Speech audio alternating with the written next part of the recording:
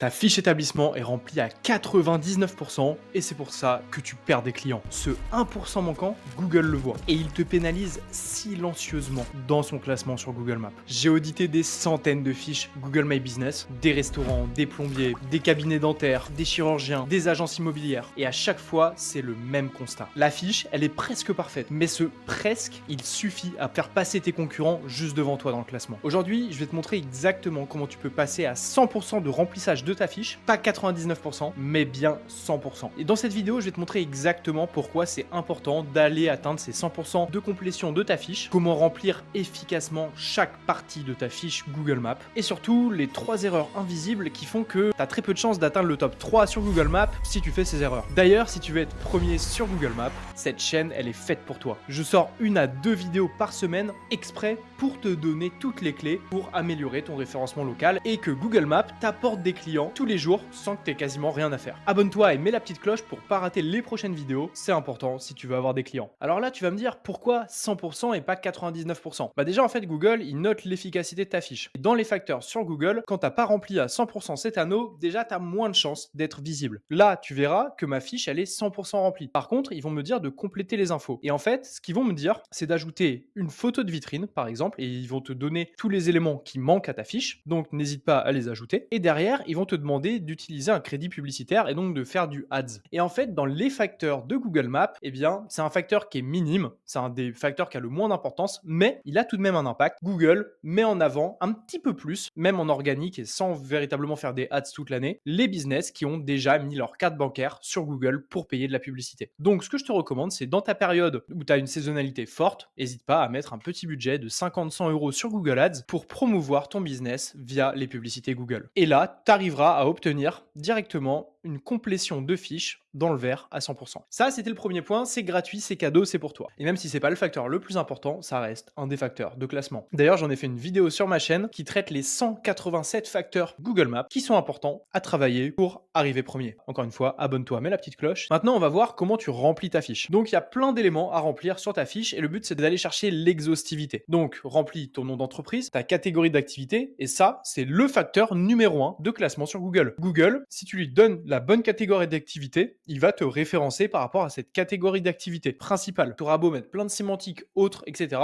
Si tu n'es pas dans la bonne catégorie d'activité par rapport à ta concurrence, eh bien Google va le savoir et il va pas bien te référencer. C'est d'ailleurs pour ça que dans Easy Local, dans Vue d'ensemble ici, on va te sortir ta catégorie principale. Et tu vois que ton top concurrence, donc dans le top 10, ils ont tous la même catégorie que la tienne. Et donc ça, tu peux le savoir facilement en effectuant un scan gratuit. Tu en as 2 offerts directement dans le lien en description vers Easy Local. Donc on va aller regarder tous les autres facteurs qui sont présents ici et que nous on analyse sur Easy Local. Et donc toi, il faut que tu remplisses au maximum toutes les informations. Dans les facteurs de classement, il y a le fait d'avoir une sémantique très pertinente dans ta description. Tu vas avoir 750 caractères, utilise les 750 caractères. Mets un maximum de mots-clés liés à ton activité, tes services, ce que tu proposes, où est-ce que tu es présent, dans quelle ville, dans quelle localité, dans quelle rue potentiellement, si tu veux te positionner dans des rues spécifiques. Bref, fais en sorte de remplir au maximum cette partie description. Et mieux que moi du coup. Ensuite, il va y avoir la date de création. Et cette date de création, ça fait aussi partie des facteurs de classement sur Google. Plus ton établissement et ta fiche GMB sera datée, plus tu auras de chances aussi d'apparaître parce que Google se fie à l'historique, tout comme pour le SEO. Plus ton site est ancien et régulier dans son activité, mieux c'est. Derrière, il faut que tu aies un numéro de téléphone pour qu'on puisse te contacter et Google met un point d'importance sur le fait que tu aies rempli l'option chat et en plus que des personnes interagissent, qu'il y ait des véritables interactions de chat quand on t'envoie des messages. Donc tu peux configurer soit SMS, soit WhatsApp, soit les deux. Derrière, il faut que tu ajoutes un site web. Tu vois, moi j'ai fait exprès de pas en ajouter. Il faut que tu en ajoutes un et il faut pas que tu ajoutes ton site web, ta homepage. Il faut que tu ajoutes ta page établissement sur ton site web. Je le refais, il ne faut pas que tu ajoutes ta homepage de site web, donc ton nom de domaine simple, il faut que tu ajoutes la page spécifique qui traite de ton établissement sur ton site web. Donc il faut que tu fasses une page SEO spécifique à ton établissement sur ton site web. Ça, c'est un des gros tips qui joue beaucoup en 2026 sur le classement dans Google Maps. Derrière, Google, depuis 2026, il regarde de plus plus en plus les réseaux sociaux. Il va regarder ton nombre d'abonnés, il va regarder est-ce que tu publies régulièrement, est-ce qu'il y a de l'interaction sur tes posts, etc.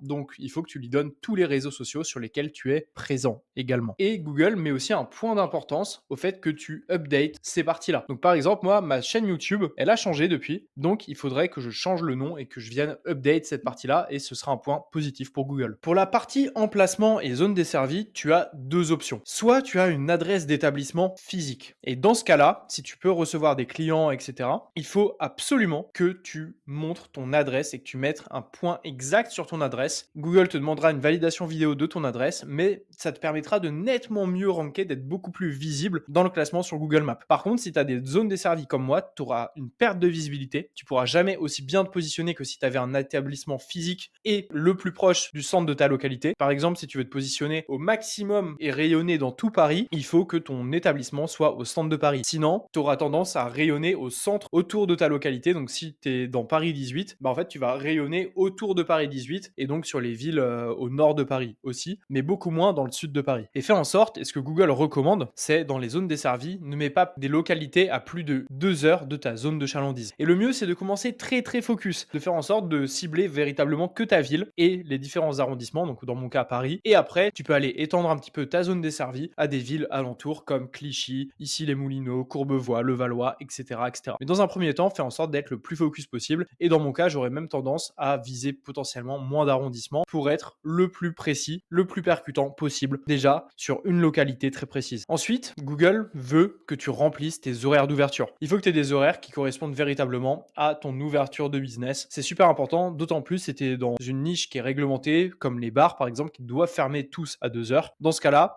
tu vas pas mettre à 3 heures pour la fermeture, parce que Google va te pénaliser directement, d'autant plus si des utilisateurs commentent et mettent des avis comme quoi tu étais fermé à l'heure qui était indiquée pourtant sur ta fiche. Fais en sorte d'ajouter des horaires exceptionnels. C'est important de montrer de la fraîcheur de contenu sur ta fiche et de montrer que tu tiens à jour ta fiche. Donc ajoute par rapport à toutes les dates, les jours fériés, etc. et tous les horaires exceptionnels d'ouverture. Pareil, tu pars en vacances, tu viens le mettre ici. Les services en ligne. Quand est-ce que tu es en mesure de répondre aux personnes, par exemple par chat, etc. Et Google va savoir si les personnes ont des réponses ou pas. Donc, il faut que tu fasses attention à cette partie-là également. Et là, pareil, tu peux ajouter plein d'autres horaires par rapport à tous les attributs suivants. Donc, fais en sorte d'ajouter des horaires spécifiques, surtout si tu es dans la restauration ou ce genre de secteur d'activité pour lesquels c'est pertinent d'avoir des horaires pour ce genre de choses. Et enfin, c'est une partie que beaucoup de personnes oublient, mais en fait, dans les plus, dans tous les attributs, il faut remplir et donner de l'exhaustivité à Google. Beaucoup de clients, ce que je vois, c'est qu'ils laissent oui, non, en fait, ils cochent rien. Mais en fait, si tu coches rien, ça fait des éléments manquants à Google qui ne lui permettent pas véritablement d'avoir toutes les infos sur ta fiche. Donc, il faut que tu coches à chaque fois la bonne réponse. Oui ou non, ça n'a pas d'impact si c'est oui ou c'est non. Par contre, c'est important de donner l'information à Google. Pareil pour l'aide d'urgence, pareil pour la clientèle, pour le planning, et d'autant plus pour les langues. Et donc là, proposez-vous des rendez-vous en ligne, oui ou non. Dans mon cas, oui. Et après, il va falloir que tu répondes oui ou non pour chacune des langues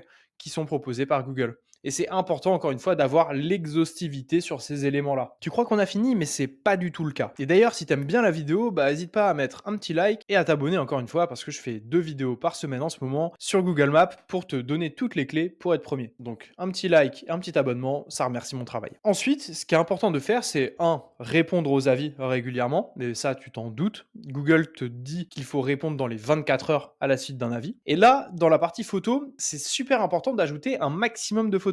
Il y a plein d'attributs de photos potentiels, il faut que tu les utilises tous. Regarde, tu peux ajouter des photos de couverture, de logo, tu peux ajouter des photos de la vitrine, de la devanture de ton établissement, etc., etc. En fonction de ta typologie d'activité, tu peux ajouter des photos de ta team aussi, de ton équipe, tu peux ajouter des photos du propriétaire. Bref, il y a plein de sections potentielles, il faut que tu les remplisses toutes, et les photos, c'est super important. Il faut que tu aies au moins, dès le début, un minimum de 20 photos, et Google, dans ses facteurs de classement, il regarde à quelle récurrence tu ajoutes de nouvelles photos, et est-ce que tu ajoutes de nouvelles photos, et quelle quantité de photos tu as. Tout ça, ça veut bien dire qu'il faut que tu ajoutes régulièrement de nouvelles photos de ton établissement. Donc, n'hésite pas à remplir cette partie-là. Elle est nettement sous-cotée et pourtant, elle a un véritable impact. Tout comme dans le remplissage et l'exhaustivité pour Google, il faut que tu montres que tu prends soin de tes utilisateurs et que tu veux leur apporter du bon contenu. Pour ça, Google te donne la possibilité d'ajouter des posts. Et donc, tu peux ajouter différents types de posts. Actualité, offres, événements. Ce que je recommande, c'est d'essayer de mixer un peu les trois et tu as la possibilité de les programmer. Donc, n'hésite pas à te faire au moins 52 posts, un post par semaine pour les 52 prochaines semaines et après, tu es tranquille pendant un an. Tu peux faire par exemple par rapport à tes produits, Donc, tu vas mettre en avant un de tes produits par-ci par-là. Tu fais une semaine sur 4 un produit, un événement, une actualité. Bref, fais en sorte d'avoir des posts qui sont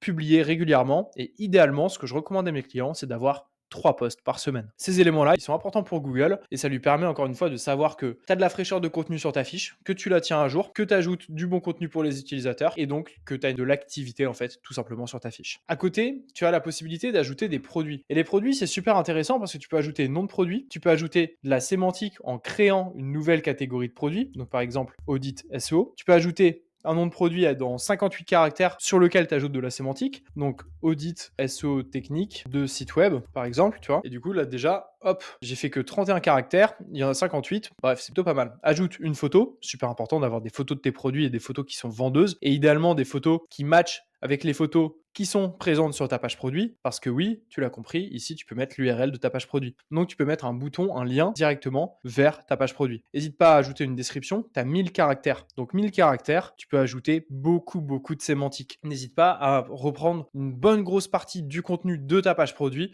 et à l'ajouter directement ici. Quelles sont tes garanties, tes délais de livraison, etc., etc. Toutes les informations relatives à tes produits. Et si tu as un business de prestation de services, bah en fait tes produits, ça va être tes services aussi. Donc par exemple, si tu es plombier, débouchage de canalisation, c'est un produit. Et donc ça a un prix potentiellement. Et donc ça a une description. Et donc ça a une zone de chalandise, etc., etc. Pour les produits, ce que je te recommande de faire, c'est d'en avoir au minimum 3, maximum 10. Et en plus, ça va s'afficher directement sur ta fiche, en dessous de tes avis. Donc à ne pas négliger, ça peut te permettre de vendre en plus. À côté de ça, et pour les différentes catégories que tu auras mis, donc catégorie principale, le facteur le plus important, et les catégories secondaires, il faut que tu en aies 2 à 3 maximum pour éviter de diluer ta fiche. Tu peux ajouter donc catégorie d'activité. Et donc là, par exemple, si je tape SEO, hop, je vais rien avoir. Par contre, si je tape web, eh ben, je vais être peut-être concepteur de site web, service de marketing internet, consultant marketing, etc., etc. Je vais pouvoir choisir mes catégories en fonction de mon activité, choisissant 3 au maximum, 2 c'est ce que je te recommande. Et après, donc, tu vas avoir des services dits natifs de Google, ici télémarketing. Et donc là, je peux choisir si je mets un prix, etc. Et encore une fois, tu peux décrire ton service en 300 caractères cette fois-ci. Donc, décris ton service. Ajoute dans quelle localité tu le fais, dans quelle zone tu interviens, à quel prix, dans quelles conditions, quelle garantie, quel résultat, etc., etc. N'hésite pas à ajouter un maximum de data. Et ça, Google, il va regarder, il va mettre de l'importance à ces services natifs et il va mettre aussi de l'importance dans les facteurs de classement aux services que tu peux créer, des services personnalisés. Et donc là, par exemple, je peux mettre audit SEO de site web pour PME, par exemple. Et donc là, j'ai de la sémantique et j'ai que 29 caractères sur les 120. Et derrière, une fois que j'aurai ajouté ça, eh bien, ici, je peux ajouter une description de service et un prix, encore une fois. Remplis ça au maximum et n'hésite pas à mettre audit SEO de site web pour PME dans le 15e arrondissement de Paris, par exemple. Et donc là, tu vois, j'ai 68 caractères, je pourrais même aller encore plus loin. Et donc là, il faut que je détaille explicitement ce que je fais dans telle localité, pourquoi je le fais là, quels sont les résultats, quel est mon process, ma méthode. Tu as 300 caractères, donc n'hésite pas à les utiliser à bon escient, encore une fois. Une fois qu'on a fait tout ça, il ne nous reste pas grand-chose à travailler sur la fiche, mais tout de même la réservation. Et donc là, Google te met encore une fois à disposition un outil super pertinent. Tu peux ajouter un service de réservation, un service de booking directement. Tu peux ajouter un lien, par exemple le lien vers ton site web, par exemple un lien booking, par exemple un lien TripAdvisor, plein de possibilités. Dans mon cas, comme je prends des rendez-vous en ligne, j'ai ajouté mon Calendly et donc les personnes, elles ont la possibilité directement d'interagir avec mon Calendly juste ici et de prendre contact via mon Calendly. C'est super important parce qu'encore une fois, Google, il te donne la possibilité de le faire, donc n'hésite pas à remplir cet élément-là. Et tu le verras sur Maps, tu as différentes possibilités. Là, réserver une table, tu vois, par exemple, et là, ça va m'envoyer vers la réservation directement sur Google. Ici, on va avoir la possibilité d'avoir réservation d'une table et la commande aussi, le fait de commander à emporter en livraison, c'est d'autant plus intéressant. Bref, tu as plein de possibilités, n'hésite pas à remplir au maximum selon ta typologie de fiche Google My Business à exploiter chacune des possibilités que Google te met à disposition. Et derrière, chacun de ces éléments-là, on est en train de les ajouter au tracking directement sur EasyLocal et tu vas pouvoir récupérer l'ensemble des informations. Par exemple, ici sur les avis, sur tes catégories, on est en train d'ajouter les services actuellement. On a déjà ajouté les attributs, par exemple, que tu peux retrouver ici dans comparer les concurrents et savoir quels concurrents ont ajouté quels attributs sur leur fiche et notamment savoir là parmi ces 5 meilleurs concurrents qui sont 1, 2, 3, 4, 5 sur Google Maps, eh bien, qu'est-ce qu'ils ont de plus que toi?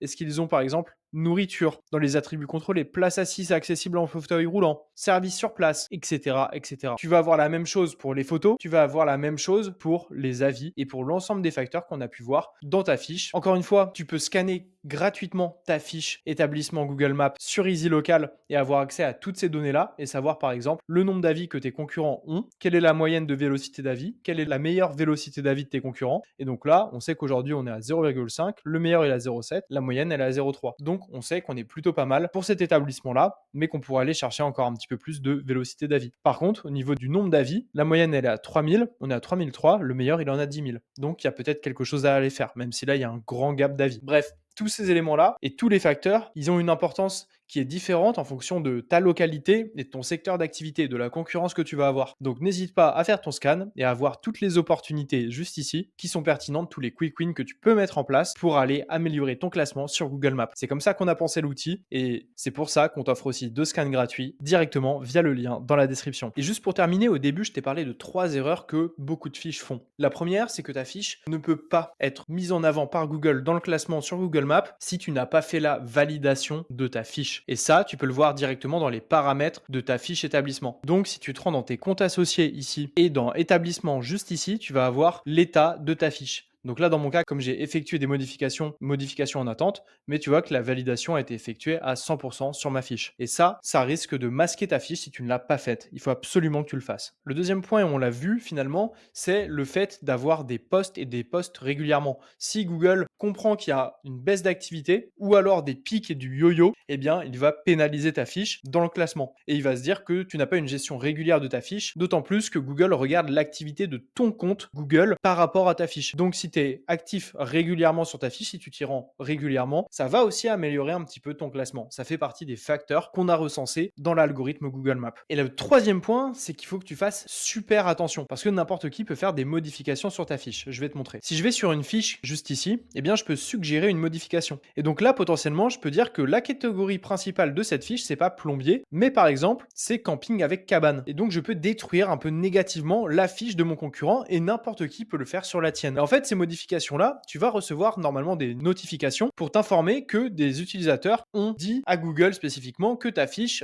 méritait d'être revendiquée comme ça et qu'ils avaient fait telle recommandation de modification sur ta fiche. Et en fait, tu as un certain délai pour valider ou refuser les modifications. Et si tu ne le fais pas, Google va les valider automatiquement. Donc, à tout moment, si tu ne te rends pas sur ta fiche, tu peux aussi perdre beaucoup de référencement, tout simplement parce qu'un autre utilisateur a, entre guillemets, hacké ta fiche. Fais super attention à ça. C'est vraiment primordial que tu gères ta fiche et que tu t'y rendes au moins 2 à 3 fois par semaine pour vérifier ce genre de choses. Et surtout, dans tous les cas, tu es obligé de répondre à tes avis dans les 24 heures. Donc, tu es obligé de te rendre sur ta fiche. Avec tous ces tips, normalement, tu es armé pour compléter ta fiche à 100% et surtout pour aller te rapprocher de la première position dans le classement Google Maps pour ta localité, pour ton secteur d'activité. J'espère que ça t'a plu. Si c'est le cas, encore une fois, n'hésite pas à t'abonner, à mettre la petite cloche. Nous, on se retrouve dans les commentaires sous cette vidéo si tu as la moindre question et je prends aussi tous les remerciements, évidemment. Et je te dis à très vite dans la prochaine vidéo qui va certainement beaucoup te plaire. C'était Quentin pour Easy Local. Allez, ciao.